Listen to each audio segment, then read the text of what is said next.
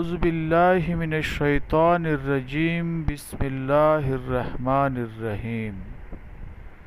کاروبار کے بارے میں 2 وظیفے۔ نئے کاروبار سے پہلے کا وظیفہ۔ نیا کاروبار شروع کرنے سے پہلے درج ذیل آیت روزانہ 141 مرتبہ پڑھیں۔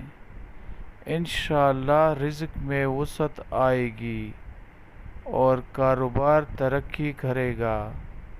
وہ آیت یہ ہے، سورہ لقمان آیت نمبر 26۔